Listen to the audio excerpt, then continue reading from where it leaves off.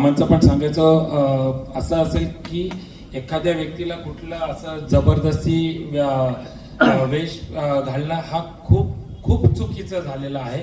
त्या गोष्टीतनं मामा उभं जिद्दीचं काम आहे आणि असू शकतं ते आमचे ज्येष्ठ आहेत, प्रत्येक वेळी ते बोलतात. आता त्यांनी सांगितलं ना की खरंच आम्ही पण कुठेतरी इथे कमकुवत होतो, त्यामुळे विरोधकच दिसले नाही. तर यापुढे तुम्हाला विरोधक म्हणून आम्ही नक्कीच प्रत्येक ठिकाणी दिसत राहू.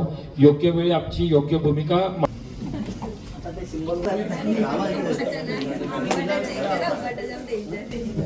कापड तुम्ही मागे ना विरोधक तयार झालेला हा मागे राश अशोकराव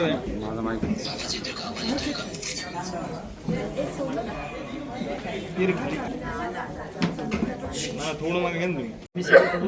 स्मार्ट मीटर बसवले जातात, नागरिकांची कोणतीही परवानगी घेतात, त्याबाबत तुमची काय भूमिका? स्मार्ट मीटरसाठी आमच्या कार्यकर्त्यांनी आमच्या पदाधिकाऱ्यांनी बऱ्याच ठिकाणी विरोध केलेला आहे. जबरदस्ती बसून दिलेलं नाहीये. ते काय करतात की बंद पडलेल्या मीटरला एकच ऑप्शन असतो की स्मार्ट मीटर बसवणं, म्हणजे नवीन मीटर बसवणं.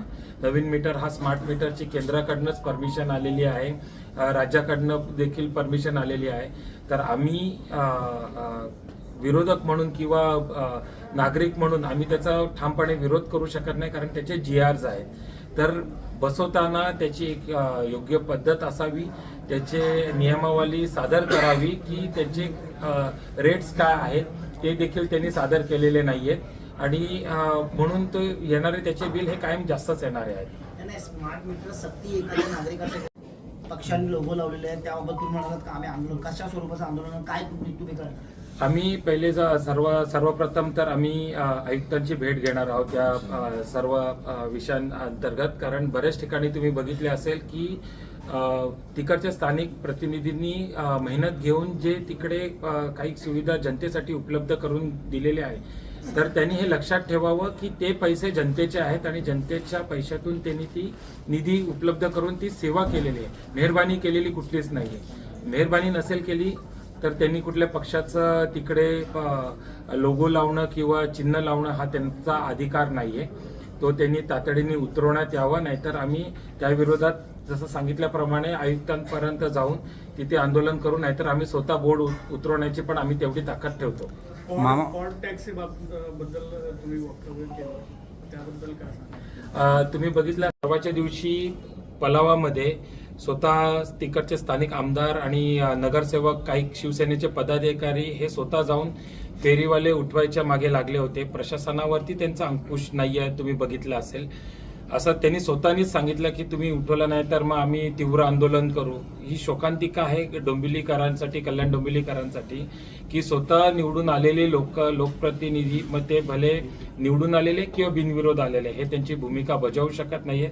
आणि एका ठिकाणी आपण बघितलं असेल काही दिवसांपूर्वी महापौरांचा एक फोटो व्हायरल झालेला होता की जिथे त्या स्वतः एका हातगाडीवाल्याकडनं काही सामान घेत होते आणि त्यांच्या छोट्याशा त्या धंद्याला ते प्रोत्साहन देत होते. हे तुम्ही देखील बघितलं असेल. तर नक्की त्यांची भूमिका काय आहे की हातगाडीवाल्यांकडनं हे सामान घेऊन त्यांना, त्यांच्या छोट्या व्यावसायिकांना प्रोत्साहन दिलं पाहिजे का त्यांना असा जबरदस्तीने उठवून त्यांना उद्ध्वस्त केला पाहिजे. तर या अनुषंगाने आम्ही त्यांची नैतिक जबाबदारी ते कुठे पार पाडू शकत नाहीत. या नैतिक जबाबदारीच्या आधारे आम्ही त्यांच्या राजीनामाची मागणी करणार आहोत. समितीचे बसेस असतील ते मोडकळीस आलेले आहेत, बंद आहेत, त्यांची दुर्दशा काय झालेली आहे. परत ई बसेस आणल्या होत्या त्यांनी, ई बसेस देखील सक्सेसफुली रन करू शकले नाहीत, कारण त्यांनी मीटर्स कुठे दिलेले नाहीयेत, त्यांचे चार्जिंग स्टेशन दिलेले नाहीत. त्या धर्तीवर या दोन फेल गोष्टी होत असताना देखील त्यांनी पॉट टॅक्सीचा इथे जो विचार करायचा प्रयत्न केलेला आहे. तर खरंच ही दुर्दैवी बाब आहे की नवीन नवीन संकल्पना आणतात. आता तुम्ही छोट्या कचऱ्याच्या गाड्या देखील बघितल्या असेल की का त्या गल्लीत घुसल्या पाहिजेत, त्या गल्लीत घुसत नाहीयेत कचरा उचलायला, म्हणून त्या छोट्या आपण गाड्या बघितल्या असतील आणलेल्या.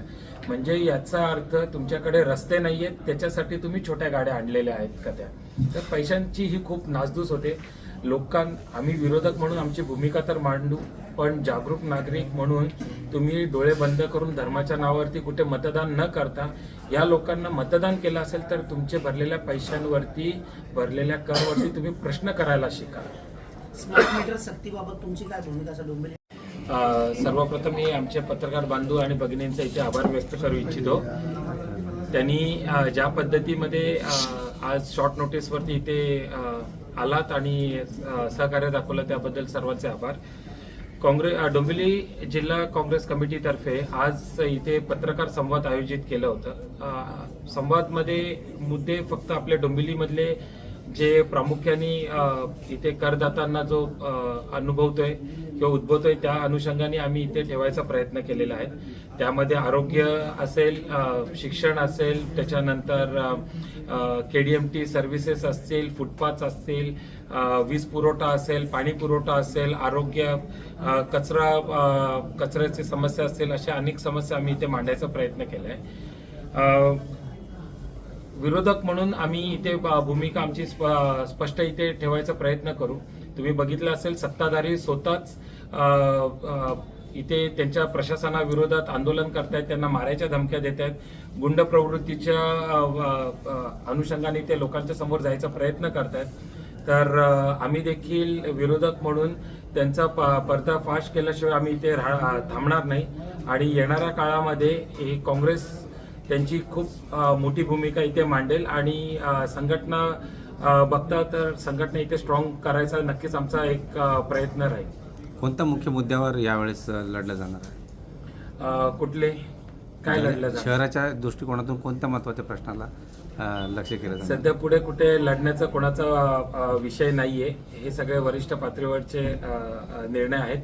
आम्हाला पक्षाने जी नियुक्ती दिलेली आहे त्या नियुक्तीला घेऊन आम्ही इथे सामान्य लोकांचे जे प्रश्न आहेत मी सांगितल्याप्रमाणेच आरोग्य असेल, त्यानंतर शिक्षण सुविधा असेल, कचरा समस्या असतील, परिवहन समितीच्या समस्या असतील, म्हणजे ट्रान्सपोर्ट, पब्लिक ट्रान्सपोर्ट, त्याच्यानंतर हॉकर्सच्या ज्या समस्या आहेत या समस्यांना घेऊन आम्ही प्रामुख्याने लोकांच्या समोर जाणार आहोत.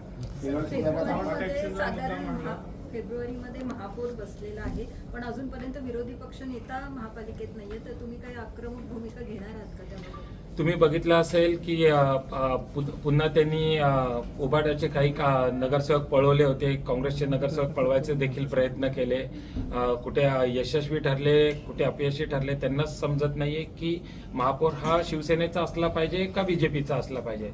तर तुम्ही विषय घेतलेलाच आहे, तर तुम्ही म्हणजे त्यांच्यामध्ये फक्त सत्ता लाटण्याचा आणि श्रेय लाटण्याचा जो विषय आहे तिकडे काँग्रेस ही आमची जी गटनेता आहे कांचनताई ही प्रामुख्याने ठेवत आहे आणि येणाऱ्या काळामध्ये तिच्याकडे आम्ही हे विषय घेऊन जाऊन हे विषय नक्कीच आम्ही ठेवू.